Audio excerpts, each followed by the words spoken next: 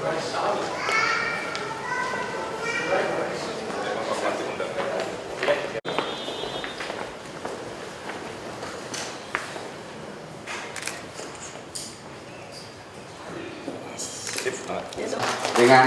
senang hati kami mengundang Pak Wali Kota untuk bisa hadir ke depan untuk bisa duduk bersama dengan narasumber yang lain. Pak Wali Kota, mangga.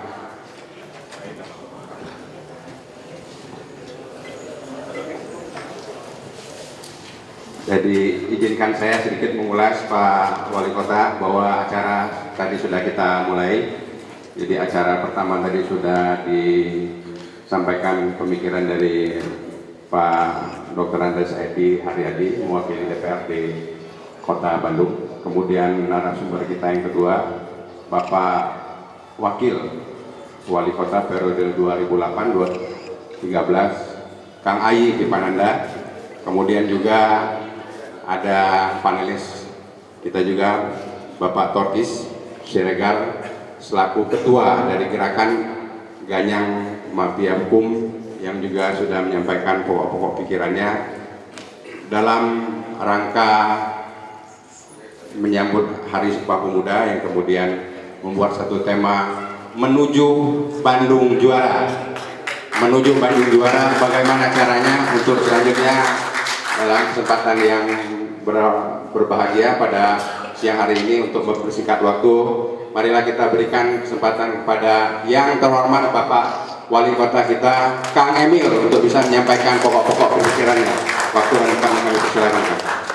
Sahabat saya Pak Edi Dipananda, untuk nuhun, senang bisa bertemu lagi Pak Edi dari DPRD, Pak Irfan selaku moderator, dan Pak Torkis mewakili masyarakat yang konsisten memperjuangkan perjuangan bebas korupsi kita, insya Allah suatu hari nanti dengan kerjasama. Sebelumnya saya mohon izin, memang acara saya pribadi sangat panjang. Hari ini ada 12 acara, jadi 3 dari 12 yang harus saya lalui.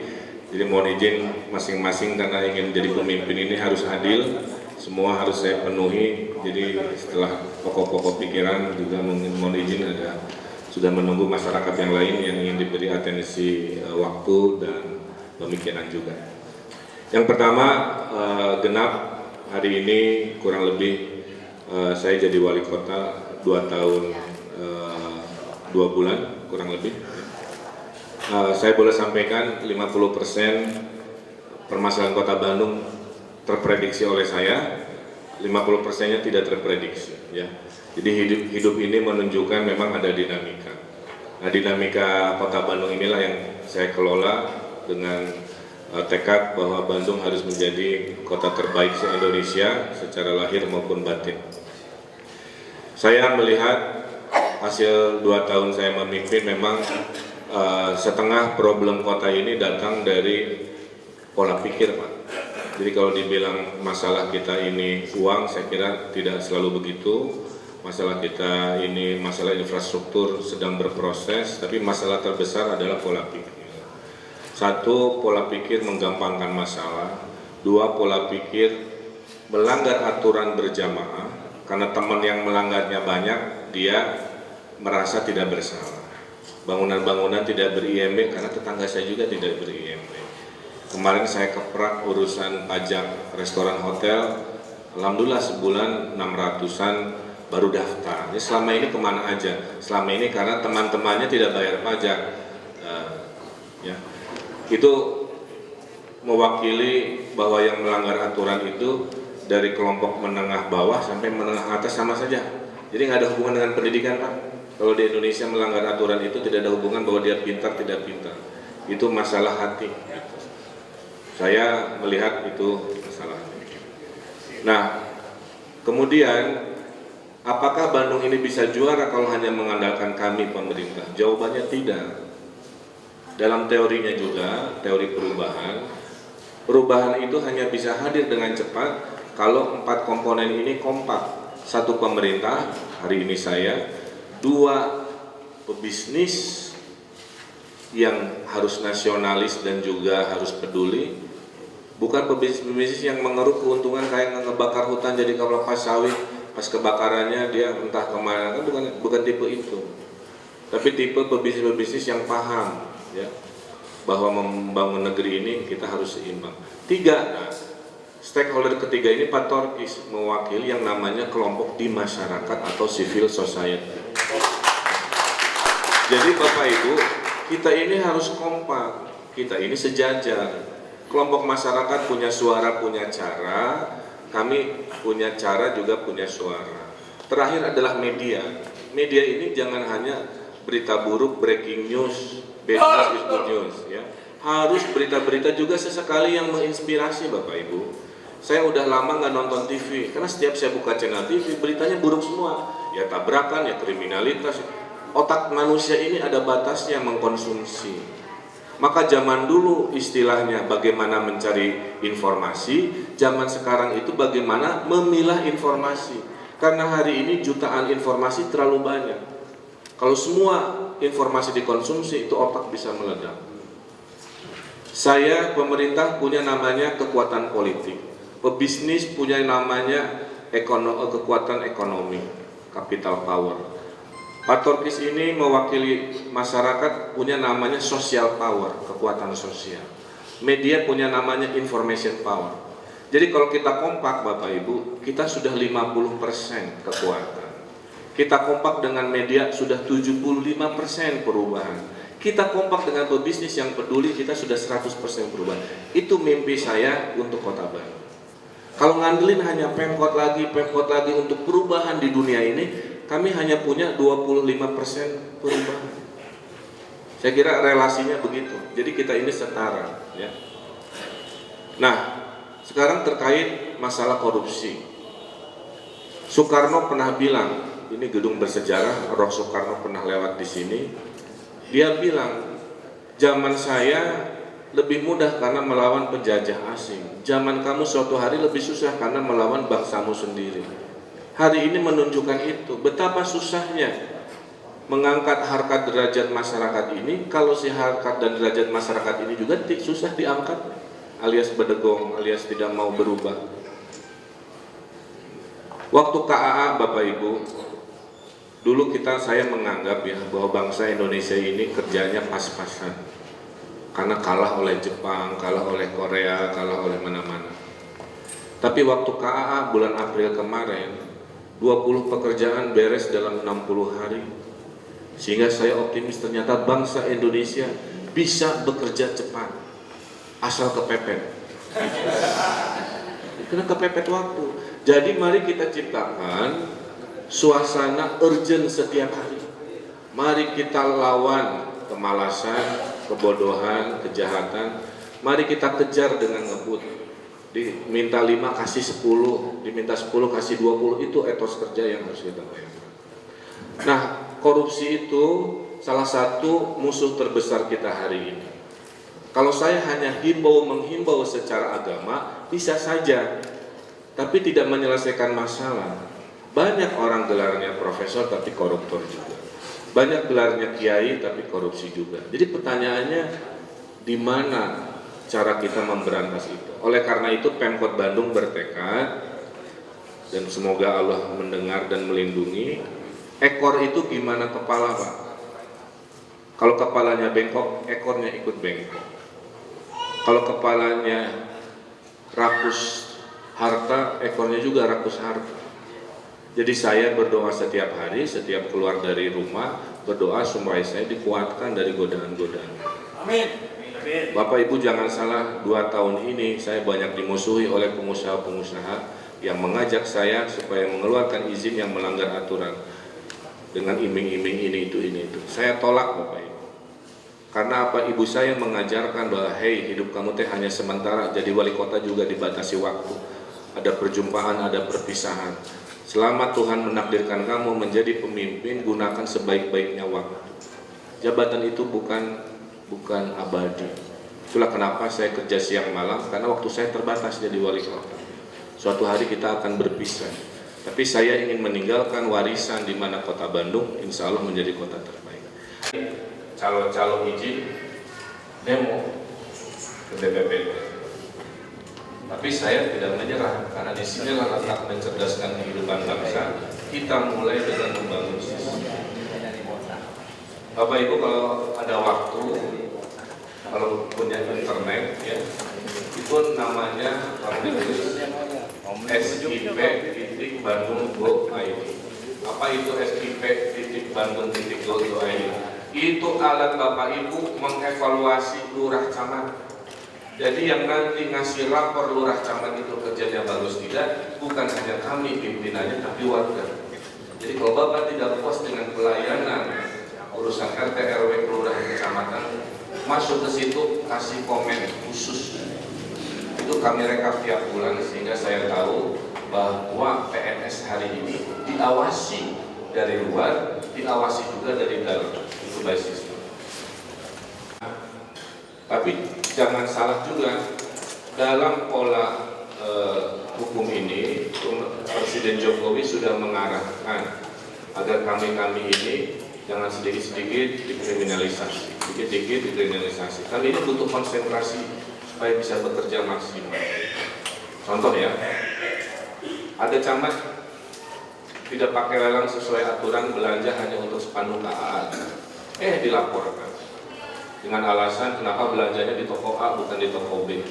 Hanya masalah sesederhana itu yang sebenarnya sudah aturan itu dilaporkan ke polisi dan camatnya diperiksa. Saya kira bukan seperti itu ya.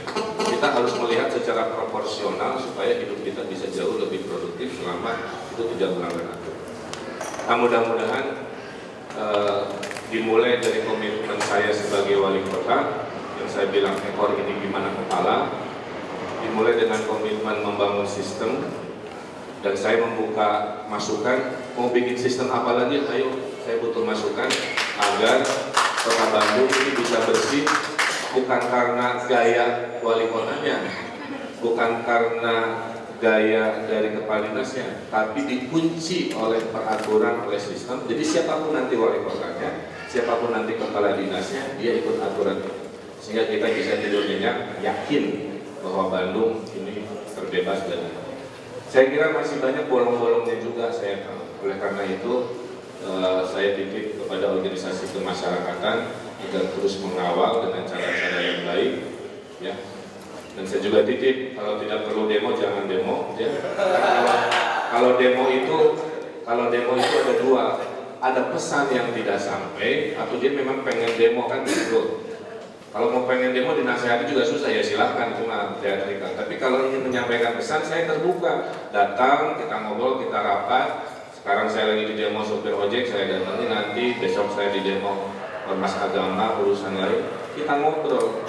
Karena kemasyarakatan ini tidak bisa selesai kalau satu arah. Ya, jadi kita harus dua arah. Tapi saya titip, jaga kondusivitas Kota Bandung. Kota Bandung ini lagi posisi yang banyak diapresiasi. Alhamdulillah Persibnya juara 2 kali, tepuk tangan untuk Persib. Kemudian bulan depan kita akan dapat penghargaan dari Menpan, dari penghargaan terbesar buat kami. Kinerja PNS Kota Bandung secara profesional mendapat nilai terbaik se-Indonesia dari 500 kota kabupaten. Hanya Bandung dan Surabaya yang mendapat nilai sakitnya A80, dari dulu nilainya 48. Menunjukkan apa? Manusia bisa berubah. Menunjukkan apa? Sistem bisa dibangun. Gitu ya.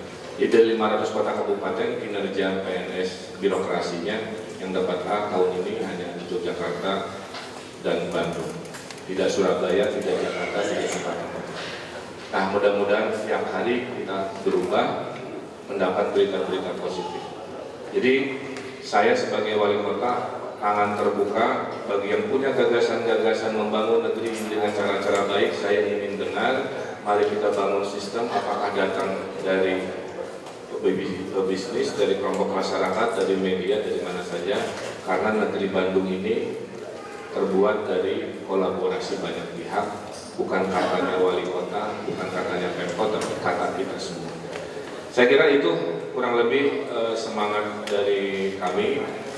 Mudah-mudahan Bandung juara seperti yang kita harapkan bisa hadir dengan cepat. Itu juga kenapa saya hadir di sini, karena saya sampaikan Bapak Ibu, tahun lalu saya ngambil keputusan 1.200. Jadi di Bandung tahun lalu ada 1.200 masalah yang kami rapatkan, kami pikirkan, kami cari solusi, menunjukkan sebanyak itulah yang harus dihadapi sekarang. Tapi kalau saya yakin kami ini didoakan oleh warga Bandung, didukung dengan baik, dijaga kondusivitasnya, insya Allah satu persatu itu masalah selesai. Kunci politik cuma satu, trust.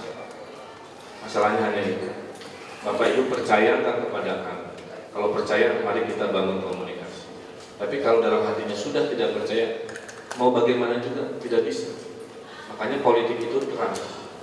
Bagi yang masih punya rasa percaya, ayo kita bicara.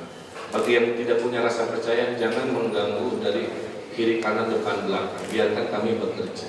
Kami buktikan di akhir masa jabatan, ada komponen-komponen perubahan yang bisa dipersembahkan kepada masyarakat. Saya kira itu, mudah-mudahan hari ini kita membangun trust, membangun kepercayaan bahwa kami masih terbuka. Terima kasih. Assalamualaikum warahmatullahi wabarakatuh. Waalaikumsalam warahmatullahi wabarakatuh. Mohon apresiasi dulu dari Pak. Jadi ya rasa-rasanya apa yang sudah disampaikan oleh Kang Emil itu sudah menyeluruh, dilandasi oleh niat baik beliau, kemudian juga integritas beliau. Beliau jujur di awal bercerita bahwa kalau target pencapaian itu ya ada yang tercapai, ada yang tidak tercapai. Kalau secara kuantitas Gerakan Gadang Mafia Hukum ini memang kami berbeda Pak dengan yang lain. Jadi sekalipun kami sering mendemo Pak Wali dengan kantor Pemkot dengan kebijakannya, bahwa yang pasti kami bukanlah oposisi dari pemerintahan. Kita hanya mitra yang melakukan fungsi kontrol Pak. Jadi berdemo itu bagi kami salah satu cara untuk memperjuangkan kepentingan publik. Jadi kami tetap indahkan demo yang damai, konstitusional. Jadi kalau besok Pak kami masih berdemo, bukan berarti kami oposisi Pak. Begitu ya. Ini ada cenderamata Pak, sebagai bentuk kita Bandung ini memang milik kita semua. Kami ini. Biar tidak di demo, jadi kan.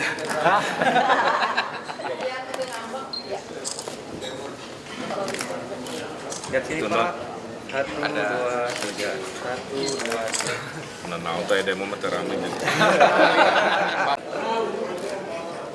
Gini atuh kan. Nah. Hidup Bandung. Bandung juara. Hidup Kang Emil. Oh, saya boleh ada mic bentar? ada. Saya menawarkan satu hal. Kalau memang dibutuhkan ada diskusi rutin, saya menyediakan waktu kita bisa bertemu mungkin 2 bulan sekali dengan yang tadi garis keras ini, gitu ya. Selama dasarnya adalah cinta Bandung, ya. Selama dasarnya memperbaiki Bandung, tapi bukan menyerang pribadi-pribadi. Ya. Selama kepentingan Bandung, nah ini tawaran saya, kita bisa kumpul di 2 bulan sekali, sok dibahas problem-problem apa yang saya bisa bantu selesaikan. Saya kira itu tawarannya. Dari berbagai ormas Salaman berlima. berlima. Pokoknya ini komitmen bareng, garis keras. Garis keras komitmen. Ya, terima kasih. 1, 2, 3. 1, 2, 3. Bagian penting dari membangun masyarakat Bandung, saya udah bilang, jangan menganggap perubahan itu hanya bisa dilakukan oleh Pemkot, nggak bisa. Maka ini harus jadi peran aktif bahwa perubahan itu datang dari kombinasi antara pemerintah dan organisasi masyarakat. Sepanjang tujuannya adalah untuk kepentingan negara, komunikasi terbuka. Yang sering terjadi itu suka ada pergeseran menyerang pribadi, jadi komunikasinya kagok. Tapi kalau yang dikritik adalah substansi kebijakan, nggak ada masalah. Tapi kadang-kadang orang Indonesia itu suka nggak bisa membedakan mana substansi, mana pribadi. Nah, kita bangun komunikasi yang kritis, kita bahas. Nah, saya juga tadi menawarkan mau 2 bulan sekali ya, 3 bulan sekali, kumpulin aja kita ngobrol sekeras-kerasnya. Tapi demi kebaikan Bandung saya sangat terbuka. Kenapa? Karena saya jadi wali kota juga cuma sementara numpang lewat. Suatu hari akan jadi warga lagi, kan begitu. Jadi saya tidak menggantungkan hal ini pada jabatan selamanya. Nah, oleh karena itu sering-sering forum seperti ini ya